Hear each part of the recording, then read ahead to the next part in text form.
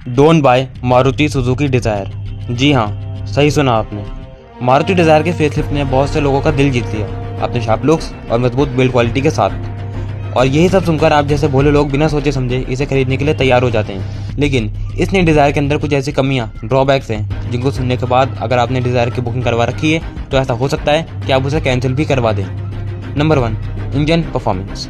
Desire के अंदर पिछले कई सालों से वही 1.2 लीटर का पेट्रोल इंजन आ रहा है जो कि 88 bhp और 113 न्यूटन का टॉर्क जनरेट करता है। वहीं अगर हम बात करें इसी के कॉम्पिटिटर्स जैसे कि टाटा टिगोर जो कि 84 bhp और सेम 113 न्यूटन का टॉर्क जनरेट करता है। अब आप लोग सोच रहे होगा ये दोनों तो सेम है, इनमें फ़र्क क्या है? तो रुको ज़रा सब्र करो। टाटा टिगोर के अंदर आता है टर्बो चार्ज पेट्रोल इंजन और वहीं डिज़ायर के अंदर आता है नेचुरली एस्पिरेटेड पेट्रोल इंजन। अब इन दोनों में फ़र्क क्या है अगर ये मैं आपको बताने बैठा तो वीडियो 30 मिनट से भी ज़्यादा की हो जाएगी। तो मैं आपको सीधी भाषा में बताऊं तो अगर हम ये कहेंगे डिज़ायर का जो ये पेट्रोल इंजन है ये अपनी सेगमेंट का सबसे कम पावर जनरेट करने वाला यानी कि सबसे कमज़ोर इंजन है, तो इसमें कुछ गलत नहीं होगा। अगर आप एक कार एंथुसियास्ट हैं, आपको कार बहुत ज़्यादा भगाने का शौक है, बहुत तेज़ चलाते हैं, रैश ड्राइविंग करते हैं, तो शायद ये डिज़ायर का इंजन आपके लिए नहीं बना है। Number 2, suspension setup. सस्पेंशन की बात करें तो देखो सस्पेंशन थिएटर रोड्स के हिसाब से तो बहुत ही बेटर है। लेकिन अगर हम बात करें जैसे कि मान लो एक सिचुएशन मान लेते हैं कि आप एक हाईवे पर जा रहे हो, हाईवे के अंदर आपको लगी प्यास। अब आपने अपनी बैग में से या सीट में से कहीं से भी बॉटल निकाली और अपने बॉटल में से पानी पीना शुरू कर दिया और वहीं एक कोई गड्ढा आ गया, कोई पॉट होल आ गया, तो आप बिल्कुल पानी हो जाओगे।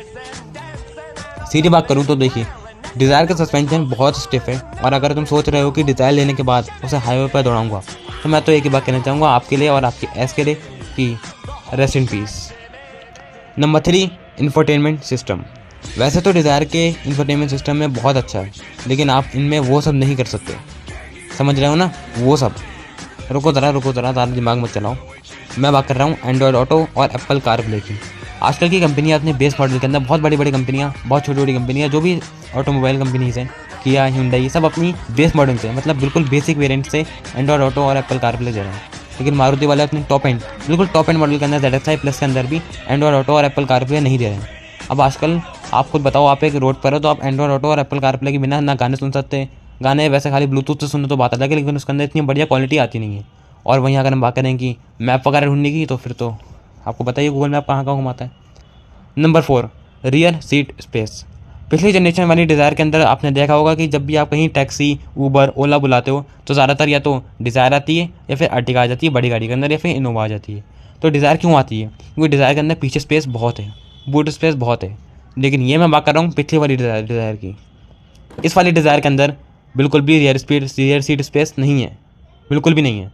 अगर आप मान लो फ्रंट पैसेंजर हो, ठीक है ना, आप गाड़ी चला रहे हो, आपकी हाइट मान लो 6 फीट है और पीछे बैठने वाला इंसान अगर 5 फुट 9, 5 फुट 10 का है तो उसके 110% आप अगर शोरूम में जाके विजिट कर सकते हो। आपने देखी होगी, अगर आप लेना चाह रहे हो डिज़ायर तो ऑब्वियसली आपने देखी होगी शोरूम वगैरह में जाके, तो आप एक बार बैठ के देखना रियर सीट स्पेस पे, रियर सीट पे एक बार बैठ के देखना, फिर स्पेस देखना उसका कि अगर आपकी हाइट ज़्यादा है तो आप बिल्कुल भी आपके पैर फंसने हैं।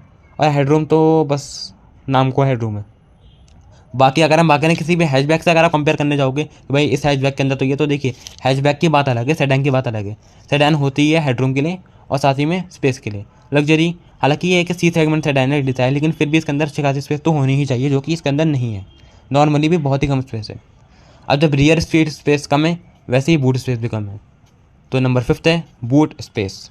रियर सीट स्पेस की तरह बूट स्पेस भी बहुत ही कम है। जनरली सेडान्स के अंदर काफ़ी अच्छी बूट मिल गई। पहले की जनरेशन की सियास के अंदर बहुत ही अच्छी बूट स्पेस मिल जाती थी और सियास के अंदर अभी भी काफ़ी अच्छी खासी बूट स्पेस मिल जाती है। लेकिन अगर हम बात करें नए वाली डिज़ायर की जिसके अंदर सिर्फ 400 लीटर का बूट स्पेस मिल जाता है।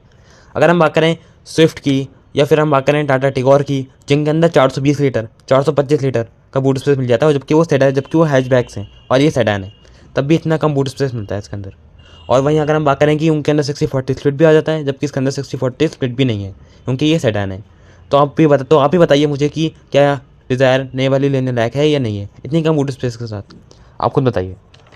तो देखिए मैंने आपको सारी चीज़ें बता दी, मेरा काम है आपको बताना। डिज़ायर वैसे is a good car, desire is a good car, लेकिन मेरा काम है आप लोगों को सच बताना।